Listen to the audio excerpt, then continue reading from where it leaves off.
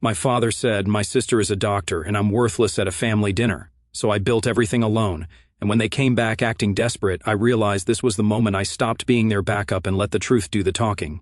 My sister Cara, 29, female, could do no wrong. She was a straight-A doctor, the family pride, the center of every conversation. Me, Raphael, 27, male, apparently just the spare. I kept my head down, built my life, stayed out of their mess. But when things started falling apart on their end, guess who they came running to? What they didn't expect was that I'd finally stopped playing along. And what came next? Yeah, they earned every second of it. Growing up, I thought family was supposed to mean support, love, that kind of cheesy sitcom nonsense. Turns out in my house, it meant worship Cara and shut up about it.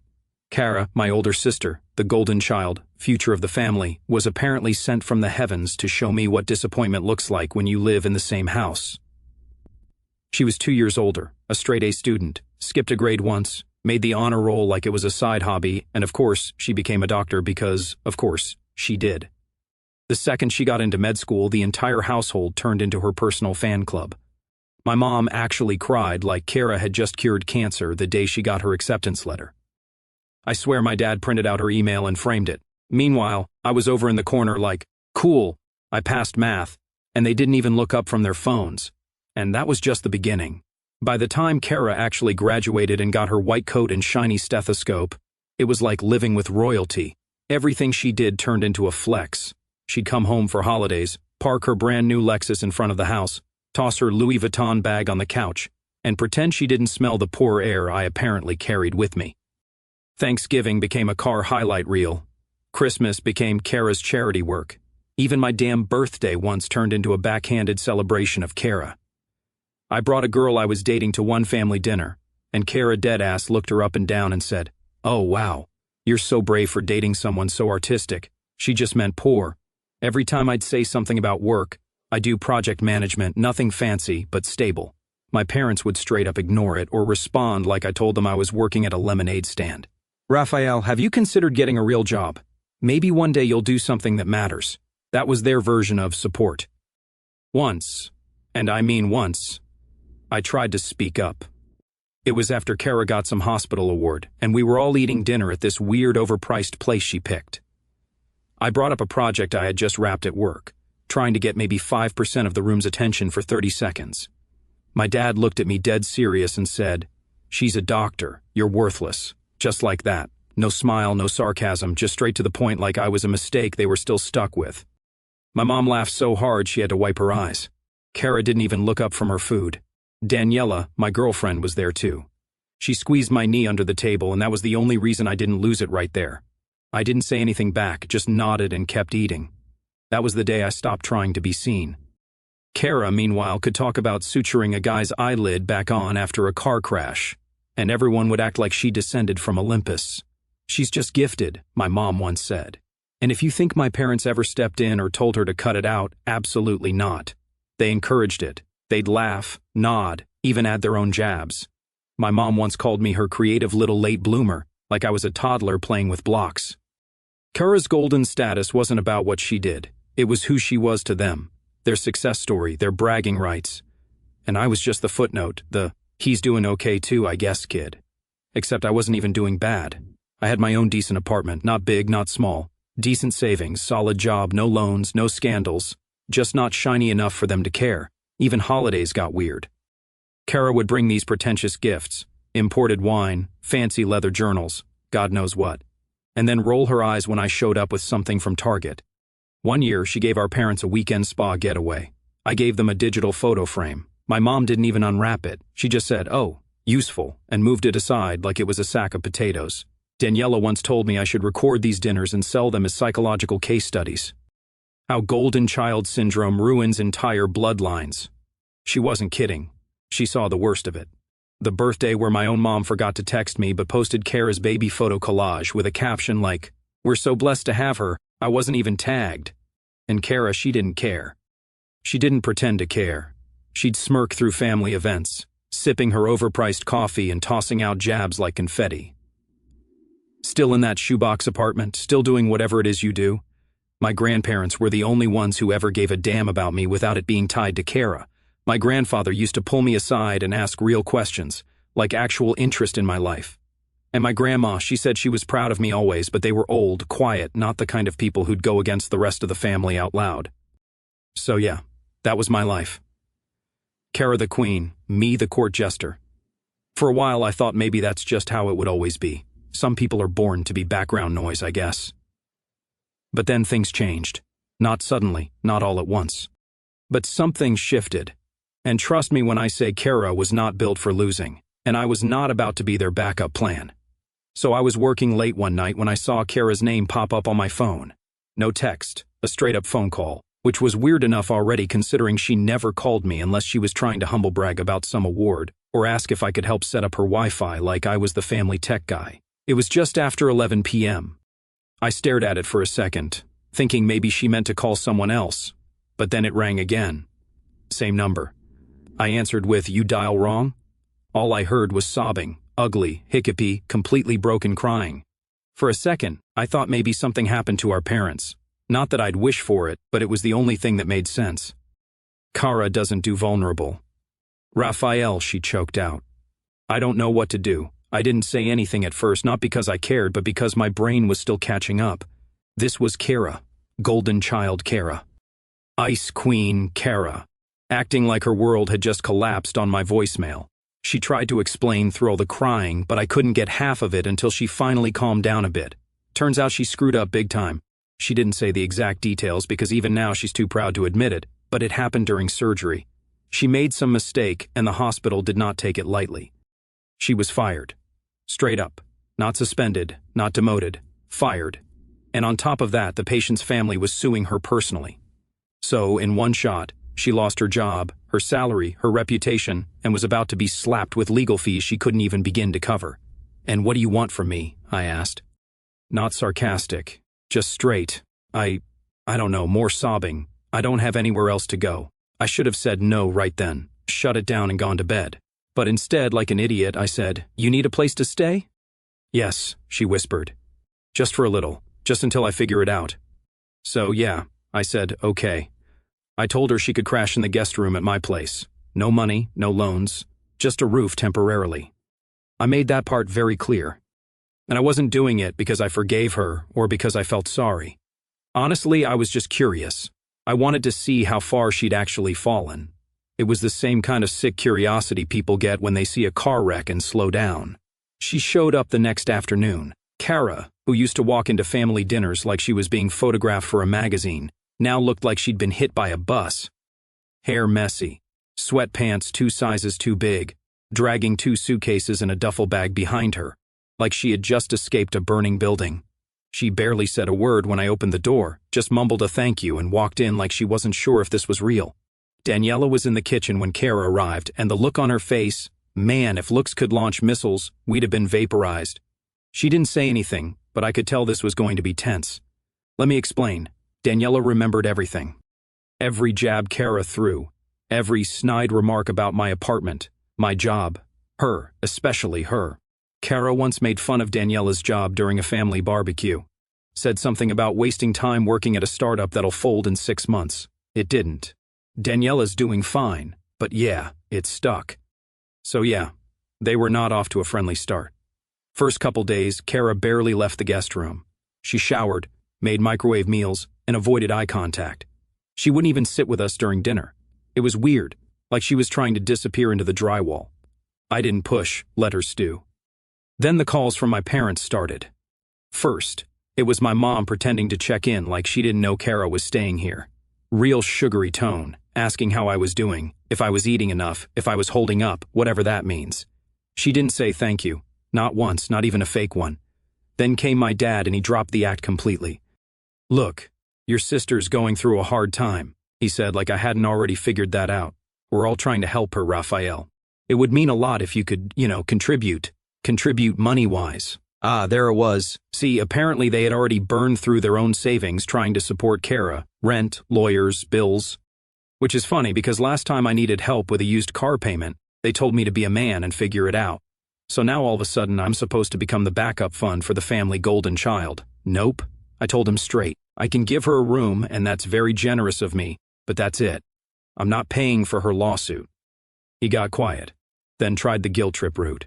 Said things like, we're family and Cara gave so much to this family and my personal favorite, don't you want to step up for once? I hung up. Things started getting weird after that. Cara got nosy. She'd ask questions that didn't really fit, like, are you still working on that big contract thing, or you still doing those side projects, right? Stuff that seemed harmless at first, but then I caught her looking through my mail, my bank statements. Left out on the counter, sure, but still, she was snooping. Then one day, I walked in and heard her on the phone. Didn't mean to eavesdrop, but her voice carried through the hallway. She was talking to Mom. I think he has more than he lets on, she was saying. I don't know yet, but I'll figure it out. That was it. That's all I needed to hear. I didn't say anything that night or the next. I waited, watched. I checked my accounts, set up alerts, changed a few passwords, moved some savings out of my main. Something about her face had shifted. She wasn't just desperate. She was calculating, like she thought she could manipulate her way through this just like she always had. But I wasn't the same Raphael anymore. And this time, I wasn't going to let them use me. She thought she was playing chess. She had no clue I was 3 moves ahead.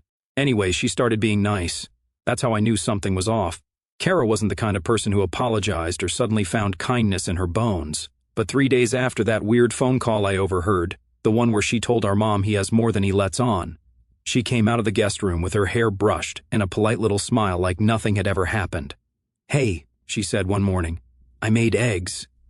She'd never cooked for me in her life. She slid the plate in front of me like we were suddenly roommates on good terms, sat across from me like she didn't spend the last decade looking at me like I was gum stuck to her Jimmy Choos.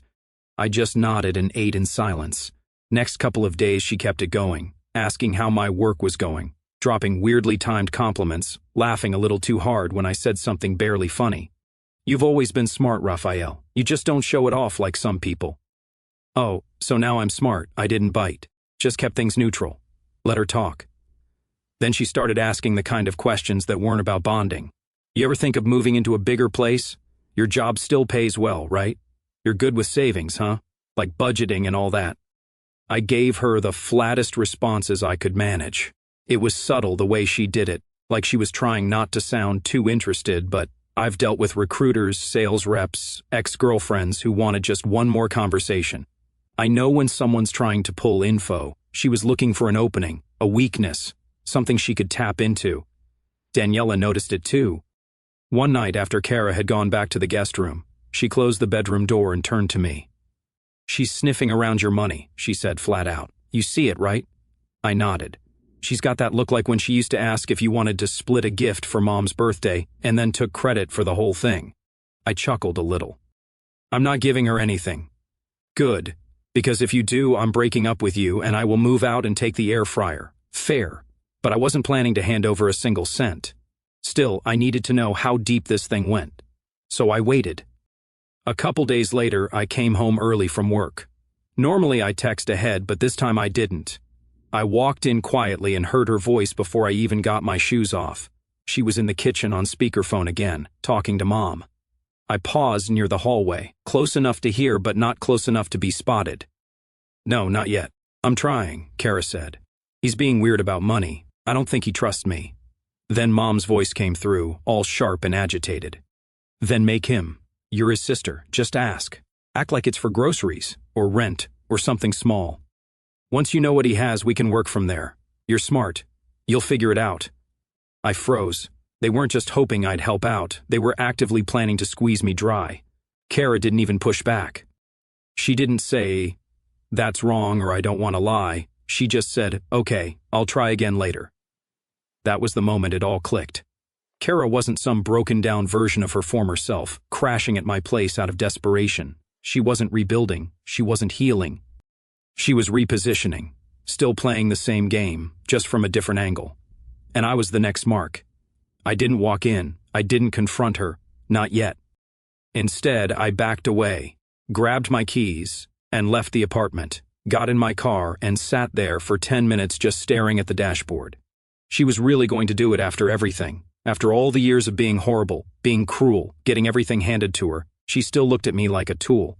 Not a brother, not a person, just a wallet with Wi-Fi. I went back inside like nothing happened.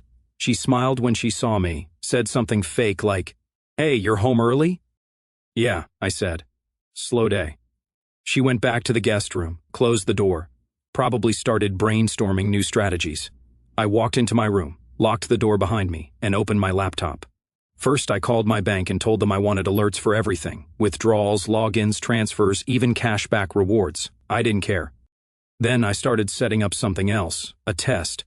I wasn't just going to block her, I was going to catch her, and when I did, she wasn't going to cry her way out of it. She thought I was still the quiet little brother, sitting in her shadow and happy to get scraps. But I've been patient for years. She messed with the wrong, worthless sibling. I gave her one more week. Not because I felt bad. I just wanted to see if she'd actually do it. If she was really going to steal from me. If she'd crossed that line, I needed her to prove it. So I set the bait. I picked one of my smaller side accounts. Nothing major, just a few hundred I kept around from an old freelance gig. Mostly untouched, not connected to my main banking. I logged into it on my tablet and left it sitting out in the kitchen, screen open like I'd forgotten to close it. On it, a simple transfer page pre-filled with $750, ready to send. I even added a sticky note on the case that said, "Need to move this?" Something vague and stupid, like I'd left it for myself and forgot. That same morning, I left for work around 9 a.m., except I didn't go anywhere. I walked around the block, came in through the side gate, and sat in the backyard with my laptop and a signal booster. I had everything connected remotely, screen recorder running, alerts set up. I was watching everything from the patio like a ghost. At 9:40 to 6 a.m., the alert popped up. Log in from unfamiliar device. Then 9:40 to 9 a.m., $750 transfer initiated. I pulled up the screen recording. There she was, Cara, sitting at my kitchen table, looking completely casual, like she was doing online shopping, not stealing from her own brother. She didn't even flinch. She clicked through the transfer like it was hers, confirmed the amount, hit submit, transferred $750 to her own checking account. Her name was on it. No effort to hide it. No second thought. She wiped the tablet screen down with a dish towel and walked off like nothing happened. I waited some time before going inside. She was on the couch when I came in, pretending to read some book she probably pulled off the shelf for show. She looked up and smiled like everything was cool. "Hey, why are you back already? Is everything okay?" I didn't answer. I walked over, dropped a folder on the coffee table, and sat across from her. She looked down at the folder, opened it. Inside, printouts of the transfer log, screenshots, timestamps, her name, her account, her digital fingerprints all over it. Her face dropped. "What is this?" she said, already knowing. "You tell me." She stared at it, said nothing. "You stole from me, Cara. It was just sitting there." "Yeah, in my account on my device in my house. I didn't think you'd notice." "Oh, that makes it fine." Then she stood up, crossed her arms. "It was only $750. I stood up too. "Cool. Then you can give it back, get your things, and get out." "You're seriously kicking me out over that number?" "I'm kicking you out because you plan to do this, because you were on the phone with Mom last week plotting it, because you lied to my face while you were scoping out my money like some con artist. I needed help, Raphael." "You needed help?" "No, you wanted to be rescued like always." She started to cry, but it felt hollow, forced. She wasn't sorry. She was pissed she got caught. "You've always hated me," she said through her teeth. "No, I just stopped pretending you were better than me." She stormed off to the guest room, slammed the door. I heard drawers opening, bags rustling. While she packed, I made the call, filed the report, uploaded the screenshots, sent over the timestamps, the video, everything. The officer said it was more than enough to press charges. Theft, unauthorized access, maybe even fraud depending on how the DA viewed it. I told him to go ahead. It didn't all happen instantly. Obviously, the legal stuff takes some time to process, but I didn't need overnight revenge. I just needed it to stick. And it did. That night, my parents showed up. Didn't knock. Just barged in like I owed them a goddamn explanation. "You filed a police report against your sister?" my dad barked, standing in my hallway like he still had any authority over me. "Yep," I said, without even looking up. My mom shoved past him, all worked up. "What is wrong with you? She's your family. She stole from me. She made a mistake. Funny, when I made mistakes, you told me to man up and deal with life. That's different." "How?" They didn't answer. I stood up and pointed toward the door. "You've got 2 minutes to leave before I file a second report. This time for trespassing."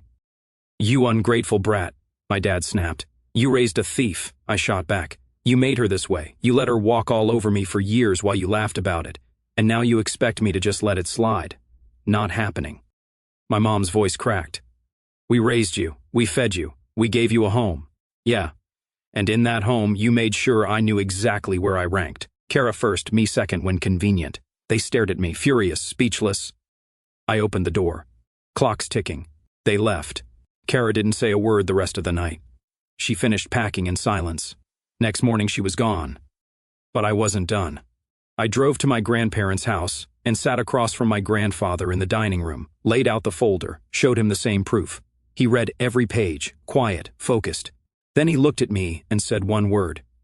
All right. And in that moment, I knew the fallout wasn't just mine to deliver. He was about to bring the storm. I didn't ask what he meant. Didn't need to. My grandfather was a quiet man. But when he decided something, that was it.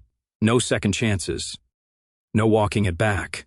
2 days later, he called me and said, dinner this weekend, everyone's coming. That's all he said. Then he hung up. I didn't tell Daniela much, just that I'd be out Saturday night. She raised an eyebrow and said, funeral or bloodbath? I shrugged. Hopefully both. When I got to their place, I could already tell this wasn't a normal family dinner. No smells from the kitchen. No jazz music playing like Grandma usually had. Just silence. I walked into the dining room and there they were.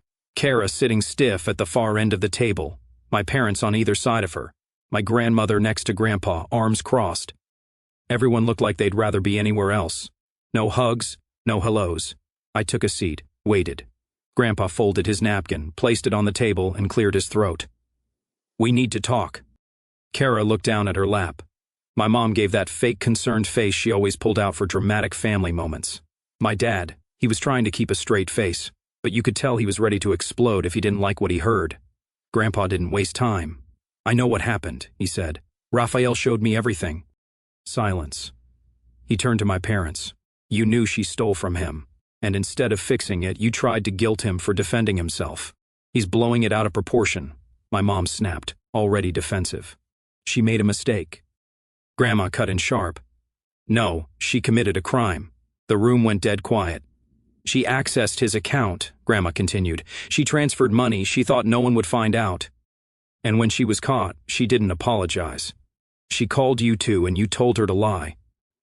My dad leaned forward, already fuming. Are you really taking his side? I'm taking the side of the one who didn't steal, Grandpa said. Calm, dead serious. Then he pulled out the will. Old man didn't wait. He looked them all in the eye and said, We're updating it. My mom's face cracked like glass. What? Everything you were supposed to inherit, Grandpa said, sliding the paperwork across the table, is being removed. You won't get the house. You won't get the trust. You won't get the life insurance. None of it. I've been your son for 55 years, my dad barked. And what did you do with that time? Grandma snapped. You raised a daughter who thinks she can lie, steal, and manipulate, and a son you ignored unless he was useful. Then Grandpa turned to Cara. You had everything, he said. All the help, all the praise, all the money. And what did you do? You stole from the one person in this family who never owed you anything. Cara opened her mouth like she was about to cry. Nothing came out. You're being cruel, my mom said. This isn't right. He's poisoning you against us. He didn't have to, Grandpa replied. Your actions said it for you. Then came the line I'll never forget. If you want to live off someone else's work, go figure it out, but it won't be ours anymore. I sat there quiet, not because I didn't have anything to say, but because I didn't need to say anything. They were finally hearing the truth from someone who mattered to them, and they couldn't handle it. Cara's eyes were glassy. Her lips were trembling, but no apology, no regret, just panic. She didn't expect this. She thought she'd walk away from the theft, maybe cry her way back into sympathy later. Not anymore. My dad tried to push back one last time. You can't just cut us out. We're your family. Exactly, Grandpa said, standing up. And family doesn't treat each other like this. Dinner was over before it started. My grandmother didn't even bother bringing out food. She just stood, picked up the stack of paperwork, and walked out of the room like it was done, like they were already erased. My mom looked at me on the way out, face pale, jaw clenched. I hope you're proud of yourself, she hissed.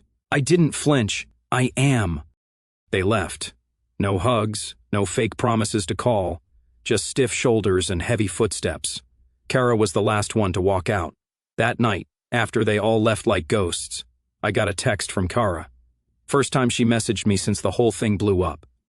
"Cara, I know things got out of hand. I didn't mean for it to end up like this. Can we just talk?" Didn't even say sorry, just that vague, fake peace crap she always pulled when she needed something.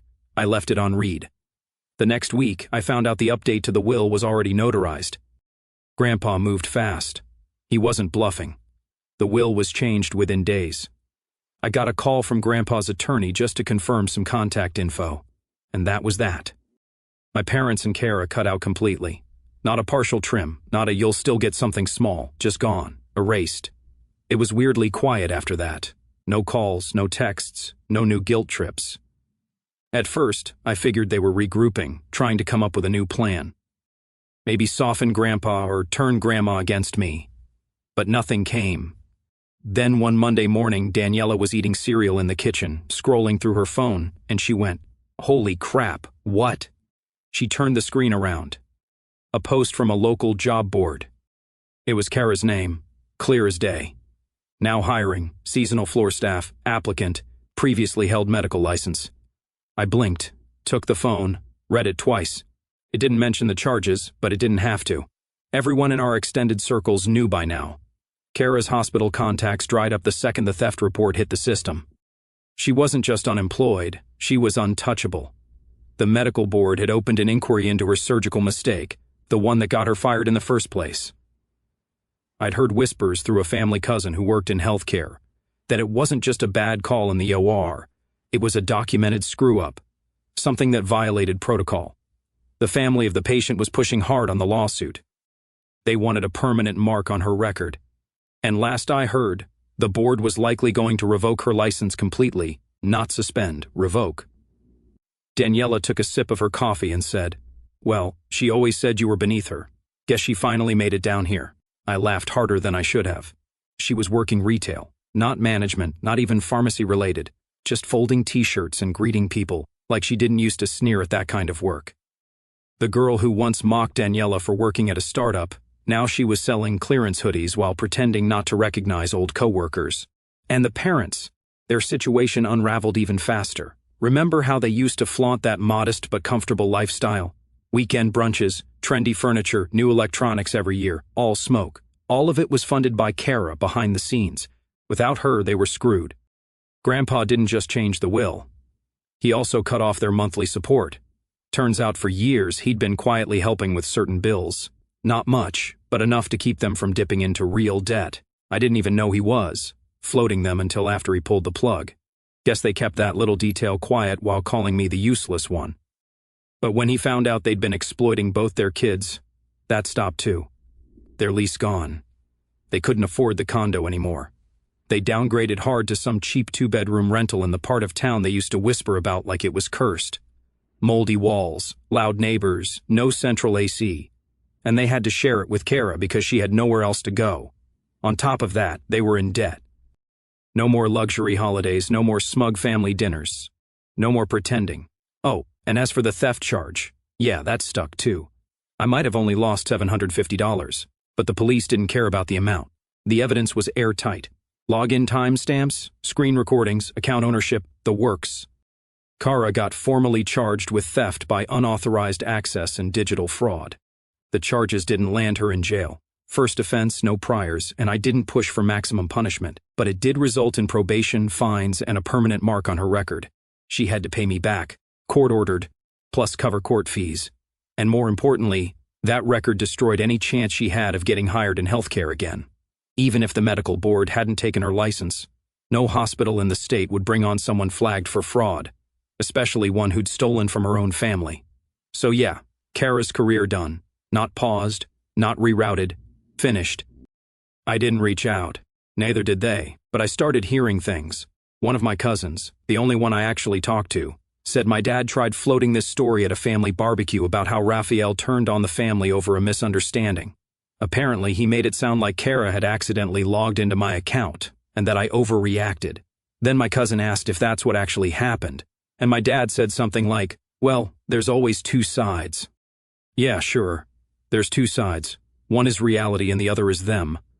A week later, I got a letter in the mail. Not from a lawyer, from my mom. Old school, handwritten. Like that was supposed to make it more sincere. She opened it with, "I don't know what we did to deserve this." Oh, I could list it out for you, Mom. 4 pages of emotional blackmail. She said Grandpa was being manipulated, that I'd let my bitterness poison the family, and that Cara was just scared and made a poor decision. She even had the nerve to write, "We sacrificed so much for you. Your sister gave up weekends to study, and we were there every step of the way. Why can't you show the same loyalty?" Sacrificed for me. They couldn't even tag me in a birthday post. And Cara giving up her weekends to study wasn't for me. It was for the white coat and the Lexus. But sure, I'm the ungrateful one. Still no apology, no accountability, just the usual spin. We did our best. You were always so sensitive. Family sticks together. She ended it with, "We hope someday you'll remember who was there for you when no one else was." Which is funny considering they never were. I didn't respond. But the next morning I got a knock at the door. It was Cara. No makeup, greasy hair pulled back in a sloppy bun, wearing a cheap branded polo and beige khakis from whatever store she was working at. She looked like a ghost of the person she used to be. "Can we talk?" she asked. I stood in the doorway. Didn't invite her in. "About what?" She looked at the ground. I wanted to say I'm sorry. I didn't speak. "I messed up," she said. "I thought you'd never find out. And when you did, I didn't know what to say. I panicked, and now everything's gone. I crossed my arms, my job, my apartment, Mom and Dad. They're losing it. I'm working retail, like actual retail. On my feet all day, getting barked at by customers, kids yelling, people ignoring me. Sounds like life," I said. She looked up. "I'm not here to ask for anything." I raised an eyebrow. "Not money," she added quickly. "I swear, I guess I didn't realize how badly I treated you. I thought I was better. I didn't think I was hurting anyone." "That's the problem," I said. "You never thought about anyone else at all." She nodded, stayed quiet. "I'm not here to be forgiven," she said after a while. I needed you to know I get it now. I didn't say much else, just stood there." After a while, she stepped back. Well, that's all I came to say. Then she left. I watched her walk down the steps in those stiff khakis and ugly shoes. That was the same girl who once laughed when I told her I was budgeting for rent. Who said, "You still live in that shoebox?" Now she was stuck in a real shoebox. And I didn't feel sorry, not even a little. Later that week, Daniela and I sat on the couch eating pizza and watching something dumb. She looked over at me and said, "You good?" "Yeah," I said, "because you've been kinda quiet lately." I thought about it, about everything, about being the forgotten sibling, the joke, the background noise to Cara's highlight reel, about how they all treated me like I was just taking up space, and how now without me they were all barely holding it together. "I'm not mad anymore," I said. She nodded. "I'm just done." That night I slept better than I had in years.